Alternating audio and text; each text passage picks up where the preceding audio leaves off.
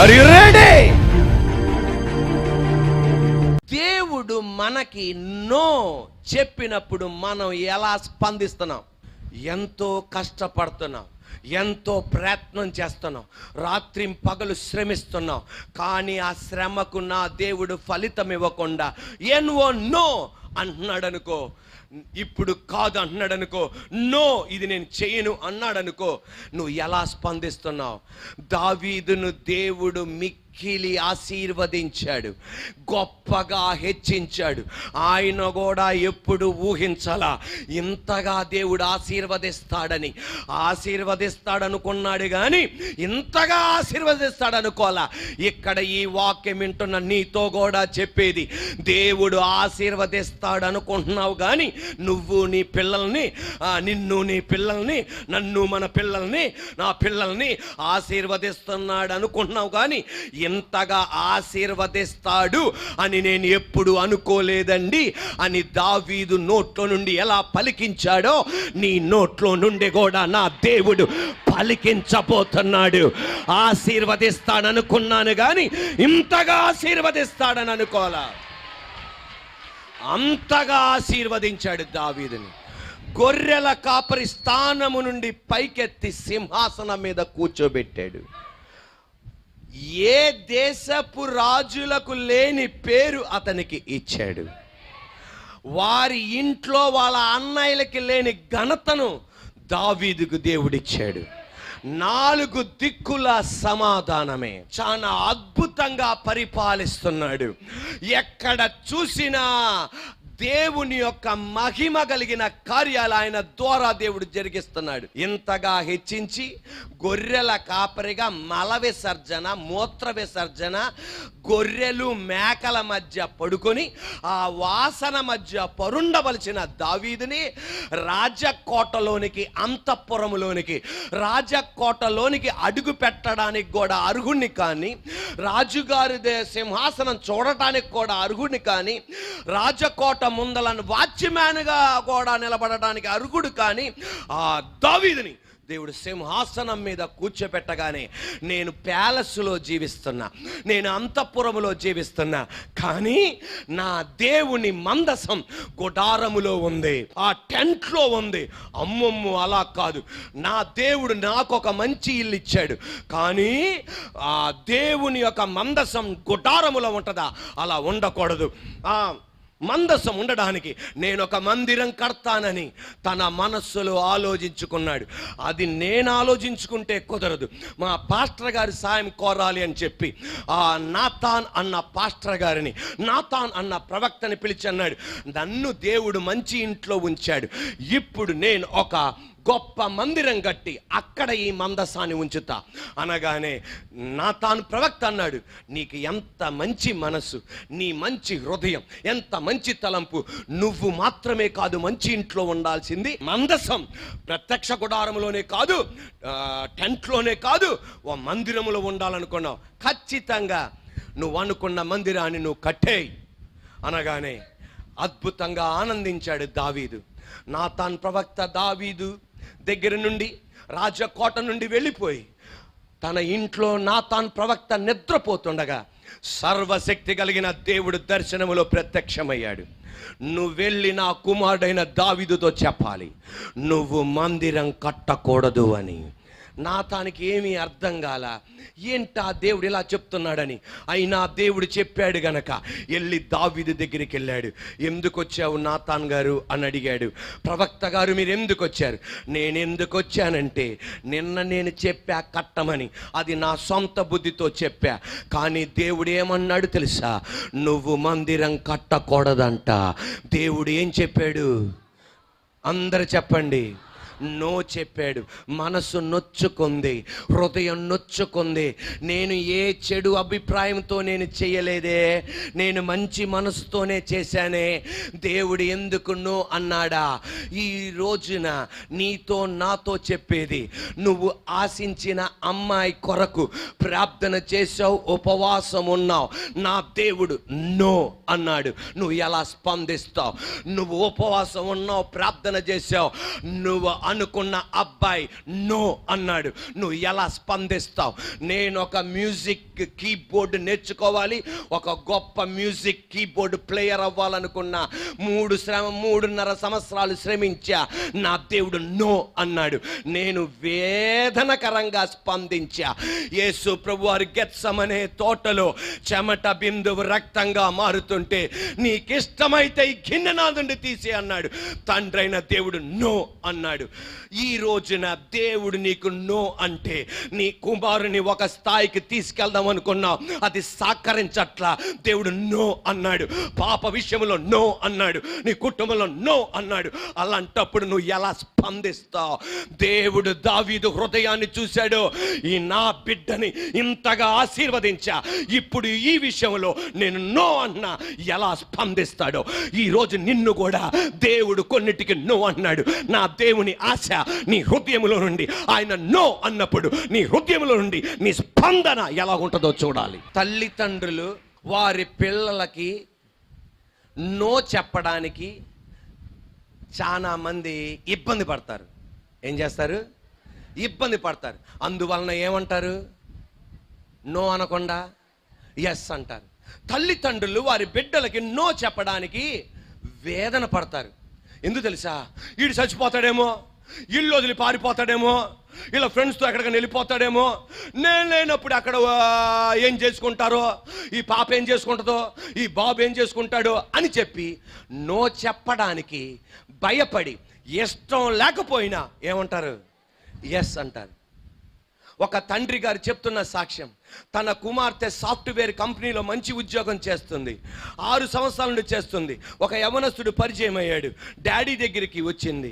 Daddy, నువ్వు సంబంధాలు చూడొద్దు డాడీ, నేను ఒక పురుషుడిని చూసా, నీ స్వభావం ఎలాంటిదో అలాంటి స్వభావం డాడీ, చాలా మంచోడు డాడీ, నమ్మకంగా ఉంటాడు డాడీ. డాడీకి ఏం చెప్పాలని ఉంది? అంత కరెక్ట్ చెప్పారైతే. డాడీకి ఏం చెప్పాలని ఉంది? నో చెప్పాలని ఉంది. కానీ పాప ఎక్కడ చచ్చిపోద్దు, పాప నాకు చెప్పకుండా ఎక్కడ వీళ్ళిద్దరు వెళ్ళిపోతారు, పాపకి ఏమైపోద్దు అని చెప్పి ఏమని చెప్పాడు తెలుసా? ఎస్ అని చెప్పాడు. తర్వాత 6 నెలలకే కుటుంబం విచ్ఛిన్నమైపోయింది. నెత్తి నోరు కొట్టుకొని ఏడుస్తున్నాడు. అప్పుడే నేను నో చెప్పుంటే బాగుండేదే, అప్పుడే నేను నో చెప్పి ఉంటే బాగుండేదే. ఒక తల్లి చెప్తున్న సాక్ష్యం, వాళ్ళ బాబు 9th క్లాస్ చదువుతున్నాడు. ఆ నాగార్జున సాగర్ డ్యామ్ చూడటానికి వెళ్ళబోతున్నాడు. ఆ పిక్నిక్ స్కూల్లో ఉన్న వాళ్ళందరితో అమ్మకి ఏం చెప్పాలని ఉంది? నో. కానీ ఇడు మారం చేయడం వలన ఎస్ అని చెప్పింది. అందరూ కలిసి వెళ్ళారు నాగార్జున సాగర్ డ్యామ్ చూడడానికి. ఆ నీళ్ళ ప్రాంతంలో అందరూ ఆడుకుంటున్నారు. ఆ క్లాసులో 62 మంది వెళ్ళారు, 2 చనిపోయారు. ఆ 2లో ఈ ఒక్క బాబుగా మారిపోయాడు. వెంటనే ఆమెనుకుంది, నో చెప్పాలనుకున్నా, నో చెప్పలేకపోయా. ఒక తండ్రి నా దగ్గరకు వచ్చి చెప్తున్న సాక్ష్యం, వాళ్ళ బాబు ఇంటర్మీడియట్ అయిపోయింది, మేనేజ్మెంట్ కోటాలో డబ్బు కట్టి ఇంజనీరింగ్ జాయిన్ చేపిస్తుంటే కుమారుడు అన్నాడు, డాడీ ఈ సంవత్సరం నేను చదువుకోను డాడీ, ఈ సంవత్సరం చదువుకోను, నాన్న కొట్టాడు, నాన్న తిట్టాడు, అమ్మ తిట్టింది. కానీ వీడు మారం చేయడం వలన ఏం చేశాడు తెలుసా? డాడీ ఏం చెప్పాలనుకున్నాడు? నో చెప్పాలనుకున్నాడు. కానీ ఏం చెప్పాడు? ఎస్ చెప్పాడు. కానీ ఆ సంవత్సరం అయిపోయింది. నెక్స్ట్ సంవత్సరం వెళ్ళరా నానంటే నేను వెళ్ళను, ఆ నెక్స్ట్ సంవత్సరం నేను వెళ్ళను, ఆ నెక్స్ట్ సంవత్సరం నేను వెళ్ళను. ఆ తండ్రి వేదన, ఆ తల్లి వేదన, నెత్తి నోరు కొట్టుకున్నారు ఆ తండ్రి తల్లి. ఏంటి తెలుసా? అప్పుడే నేను అని చెప్పుంటే బాగుండేదే. ఒక తండ్రి చెప్తున్న సాక్ష్యం, ఇంటర్మీడియట్ చదువుతుంది పాప, ఇంటెదురుగా ఒక అన్నయ్య ఉన్నాడు, ఎంఎస్సి సెకండ్ ఇయర్ మ్యాథమెటిక్స్ తీసుకున్నాడు, ఎంఎస్సి మ్యాథమెటిక్స్ తీసుకున్నాడు. ఈ పాప అంది, డాడీ అన్నయ్య దగ్గరికి వెళ్ళి లెక్కలు చెప్పించుకుంటా, డాడీకి చెప్పాలని ఉంది. ఏంటిది? నో. కానీ పాప నేర్చుకుంటానంటుంది కదా అని చెప్పి అలా ఎదరికి పంపించాడు. పరిశుద్ధ స్థలములో చెప్పని కూడా విధంగా జరగని సంఘటన జరిగింది. నెత్తి నోరు కొట్టుకుని అప్పుడే నో చెప్పాలనుకున్నా. ఈరోజు నువ్వు నేను తల్లిదండ్రులైన మనము, నాతో సహా దేవుడైనా మాట్లాడాడు, దేవుడు తల్లిదండ్రులైన మనము, దైవజనుడైన నేను కొన్నిసార్లు కొంతమందికి నో చెప్పక ఈ రోజున నెత్తి నోరు కొట్టుకోవాల్సి వస్తుంది. కొంతమంది దేవునికి నో చెప్పక భయపడి వాళ్ళు ఏమనుకుంటారా అని చెప్పి నేను వేదన పడాల్సి వచ్చింది. ఈరోజు నేను చెప్పనా, దేవుడు నాతో మాట్లాడాడు. నువ్వు నేను నో ఎందుకు చెప్పను తెలుసా? బాబు ఏమనుకుంటాడా, ఆయన ఏమనుకుంటాడా అని నో చెప్పం. తర్వాత బాధపడాల్సింది ఎవరు తెలుసా? ఆ వ్యక్తి బాధపడాలి, నువ్వు బాధపడాలి. మన దేవుడు అలాంటి తండ్రి కాదు. మన తండ్రి అలాంటి తండ్రి కాదు. ఆమేనని చెప్పండి. మన తండ్రి అలాంటి తండ్రి కాదు. నువ్వు బాధపడతావని, నువ్వేదో అనుకుంటావని, దేవుని నామం అవమానపడిద్దేమో అని అలాంటిది ఏమీ చూడడు ఆయన. నీకు గనక నో దగ్గర ఎస్ చెప్తే 2 సంవత్సరాల తర్వాత నువ్వు ఎలా బాధపడతావో, ఎలా నష్టపోతావో, ఎలా ఇబ్బంది పడతావో అది నా దేవునికి తెలిసి నీతో నువ్వు బాధపడినా నీకు నో అంటాడు. సరిపోలా?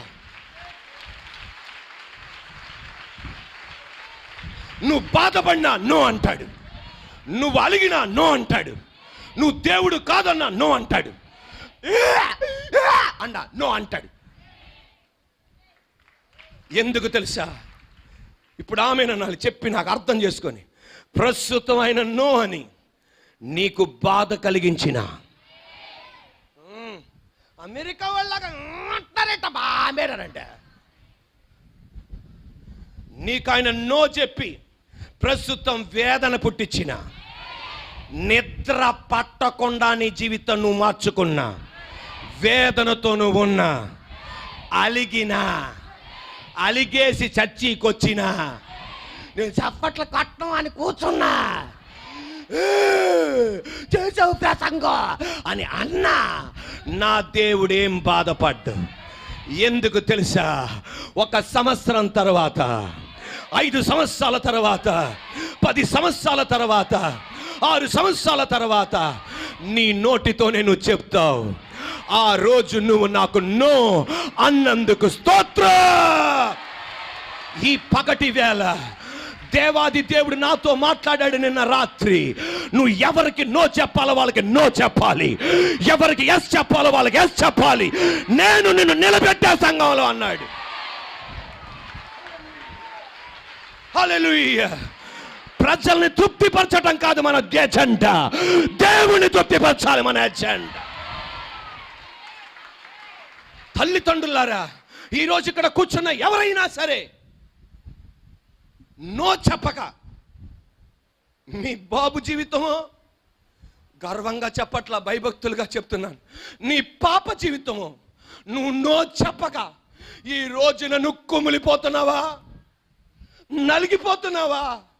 ఏం చేయాలో నాకు అర్థం కావట్లా పాస్టర్ గారు, ఏం చేయాలో నాకు అర్థం కావట్లేదు అన్నయ్య అన్న మీరైతే, దేవా నేను తప్పు నిర్ణయం తీసుకున్నాను నా బిడ్డ పట్ట, నాకన్నా మించిన తండ్రివి నువ్వు, నా బిడ్డని ఎలా బయట తీసుకోవాలో నాకు తెలియదు, నా కుమార్ని ఎలా బయట తీసుకోవాలో నాకు తెలియదు, నీ దగ్గర నేను వస్తున్నానయ్యా. ఈ వారం కనుక నువ్వు ప్రార్థన చేయడానికి రెడీ అయితే నీ ఇంటిలో ఒక అద్భుతం చేయబోతున్నాడు నా అద్దె. హల్లెలూయా, ప్రైజ్ ది లార్డ్, హల్లెలూయా. దేవుడు నాకు నో చెప్పాడు. ఏదో పెద్ద మ్యూజిక్ వాయించేద్దామని 6 సంవత్సరాలు అలిగా, 6 సంవత్సరాలు సనిగా. ఎవరన్నా పాస్టర్ గారి ప్రసంగం చేస్తున్నారనుకో, మీరు ఇలా సనుగుతారో లేదో నాకు తెలియదు, కానీ మీరు మంచోళ్ళు నాకు తెలుసు. 6 సంవత్సరాలు సనిగా. ఎవరన్నా దేవుడు మీతో గొప్ప పనులు చేపిస్తాడంటే చేపిస్తాడు. దేవుడు మీరు అడిగిందల్లా ఇచ్చేస్తాడంటే ఇచ్చేస్తాడు.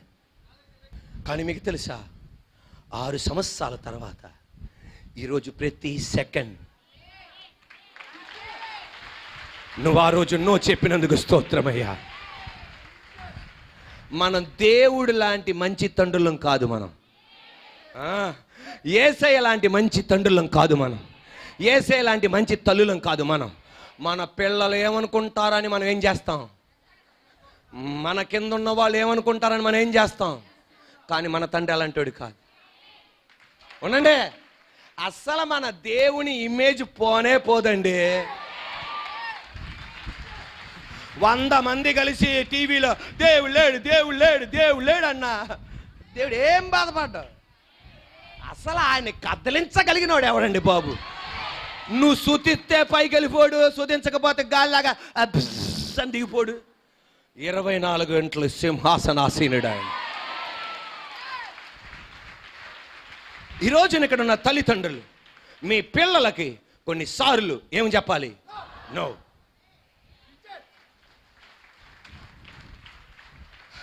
బాబు చచ్చిపోతా అని అంటుంది అని అనుకో, చచ్చిపో అని అనకూడదు. చచ్చిపోయి ఏం చేస్తావు? చచ్చిపోయి ఏం చేస్తావు? నువ్వు కూడా దొంగడిపోయారు వాళ్ళతో పాటు. ఏం డాడీ నువ్వు ఏడుతున్నావు, మరేం చేస్తావు? Are you ready? దేవుడు దావీదుతో ఏమన్నాడు? గట్టి చెప్పండి. ఎంతో ఆశించాడు, చాలా మంచి ఉద్దేశంతో, ఎంతో మంచి ఉద్దేశంతో వస్తుంటే, మంచి ప్లాన్తో దేవుడు ఏమన్నాడు? నో అన్నాడు. ఈరోజు నువ్వు మంచి ప్లాన్తోనే చేస్తున్నావు అన్నీ. నువ్వు చెడు ప్లాన్ చేస్తావేంటి నువ్వు? మంచి ప్లాన్, ఆ అమ్మాయినే చేసుకోవాలి, మంచి ప్లాన్. ఆ అబ్బాయినే పెళ్లి చేసుకోవాలి, మంచి ప్లాన్. ఆ వ్యాపారమే చేయాలి, మంచి ప్లాన్. అందరికీ మంచిదే. అసలు తర్వాత ఆ మొత్తం ఆయన తెలుసు.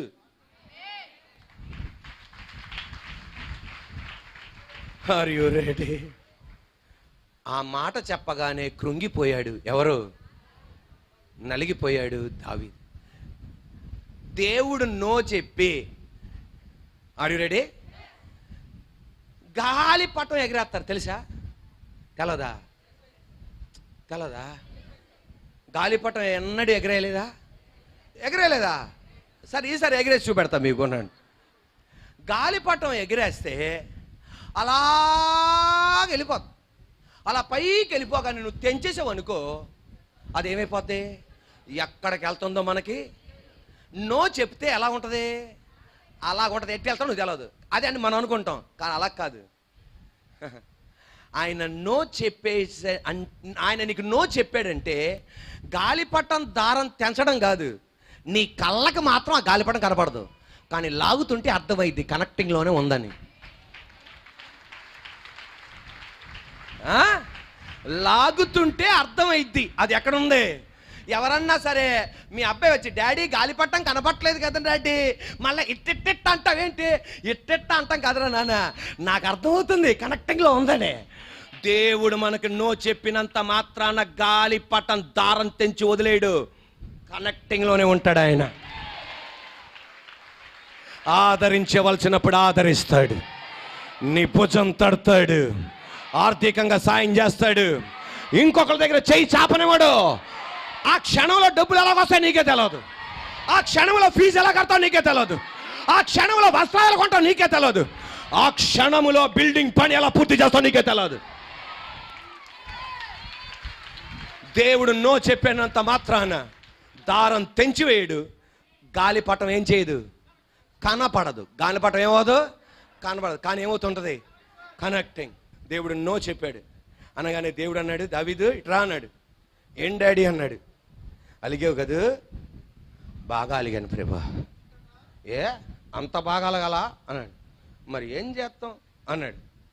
ఎందుకంత అలుగుతున్నావు? అస్సలు నువ్వు ఎవరో నీకు తెలుసా? అవును డాడీ, నేను ఎవరో నాకు తెలుసు డాడీ. గొర్రెల కాపరిగా ఉన్న నిన్ను ఈ స్థానంలో కూర్చోబెట్టా. నీ తోటి గొర్రెల కాపరి ఈరోజు కూడా గొర్రెల కాపరులుగా ఉన్నారు, వాళ్ళ పిల్లలు కూడా గొర్రెల కాపరులుగా ఉన్నారు, వాళ్ళ మనవళ్ళు మనవరాలు కూడా గొర్రెల కాపరిగా ఉన్నారు. నా కృప ఈ స్థానానికి తీసుకొచ్చింది. మీ అన్నయ్యలు ఇంకా ఆ స్థానములోనే ఉన్నారు, నీ వలన వాళ్ళు ఆస్వాదింపబడ్డారు. నిన్ను ఈ స్థానాన్ని తీసుకొచ్చా. ప్రపంచములో ఎవరికి లేని పేరు నీకు ఇచ్చా. 4 దిక్కుల్లో సమాధానం తప్ప మరి ఏదీ లేదు. ఒక్కడు నోరు తెలిసి నీకు వ్యతిరేకంగా రాకుండా చేశా. ప్రతి శత్రువు అన్నవాడిని ఆనకొట్టి పడేశా. ఆమేనండి గట్టిగా. నీ మీద లేచిన వాళ్ళందరినీ నీకు తెలవకుండా ఆనకొట్టి పడేశా. వెంటనే దేవుడా, నా చేత నువ్వు మందిరం కట్టించిపోయినా పర్వాలా, కుర్చీ నుండి కిందకి దిగి 2 సామ్యుల గ్రంథం 7:18 ఇంటికి వెళ్ళి చదవండి. 2 సామ్యుల గ్రంథం 7:18. నాకు చూడండి అమ్మా, కుర్చీ నుండి కిందకి దిగి 2 చేతులు పైకెత్తి, యెహోవా నన్ను ఆశీర్వదించడానికి నేనే పాటివాణ్ణి, నా కుటుంబమే పాటిది, నా డాడీ మమ్మీ ఎవరు, నేనెవరను. ఇంత గొప్పగా నన్ను ఆశీర్వదించిన దేవా, నీకే కృతజ్ఞతలు, నీకే మహిమ. భుజం తట్టాడు దేవుడు. నీ చేత కట్టించను కానీ నీ కొడుకు చేత కట్టిస్తా. నీకు నో చెప్పినప్పుడు నువ్వు ఎలా స్పందిస్తావు?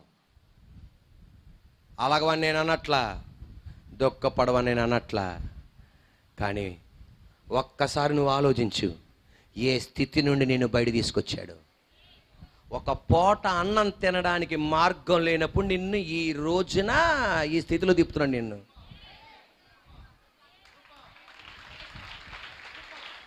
ఒక వస్త్రం ధరించుకుంటే మరొక వస్త్రం ధరించుకోవడానికి కష్టంగా ఉన్నప్పుడు నా దేవుడు నీ స్థితిని మార్చాడు. ప్రసంగం చేస్తున్న నా స్థితిని, మన స్థితిని మార్చాడు. దేవుని కృతజ్ఞతలు తెలియపరిచాడు. దేవుడు దావీదుతో అన్నాడు, దావీదు ఇట్రా అన్నాడు. ఏం డాడీ అన్నాడు. కూర్చుంటావా లెగుతావా అన్నాడు. డాడీ నేను కూర్చో సింహాసనం మీద అన్నాడు. నువ్వు నా ఇల్లు కట్టాలనుకుంటున్నావు కదా. అవును డాడీ. నాకు మనసులో నీకు మించిపోవాలో లేకపోతే నాకు పేరు రావాలనే ఉద్దేశం చేయలా. నన్ను మంచి ఇంట్లో ఉంచావు, నీ మందస్సం కూడా మంచి ఇంట్లో ఉండాలన్న ఆశతోనే చేశాను డాడీ. దేవుడు అన్నాడు, నీ ప్రయత్నం నాకు అర్థమైంది, నీ హృదయం నాకు అర్థమైంది, నీ మనస్సు నాకు అర్థమైంది, నా ఇష్టానుసారుడు నువ్వు. నేను చెప్పేది నువ్వు నా ఇల్లు కట్టి, ఆమెనండి, నువ్వు నా ఇల్లు కట్టి నా పేరు నిలబెట్టొద్దు. నేను నీ ఇల్లు కడతా, నీ పేరు నిలబెడతా.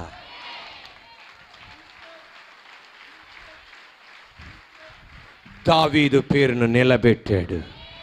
దావీదు కుమారుడైన యేసు నన్ను, సరిపోలా, దావీదు కుమారుడైన యేసు నన్ను, దావీదు కుమారుడైన యేసు నన్ను, దావీదు కుమారుడైన యేసు నన్ను.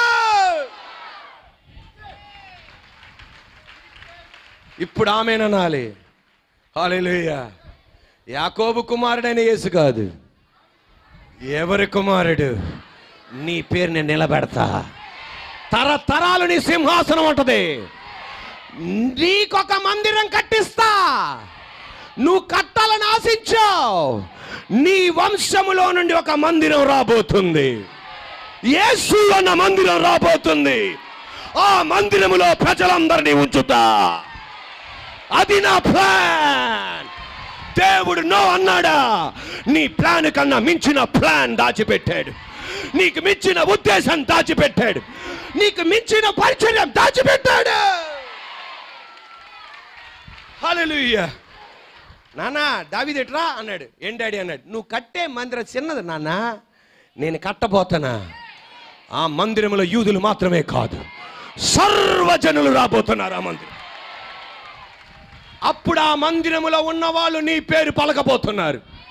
దావీదు కుమారుడైన యేసు. వాళ్ళ వంశములో. Are you ready? యేసయ్య తర్వాత, ఆమేనమ్మా, యేసయ్య తర్వాత దావీదు పేరుని హైలైట్ చేశాడు అంతే.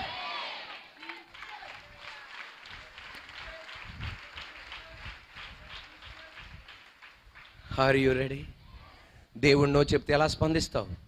అది నీ చేతి దేవుడు వదిలిపెట్టేశాడు, నీ ఇష్టం.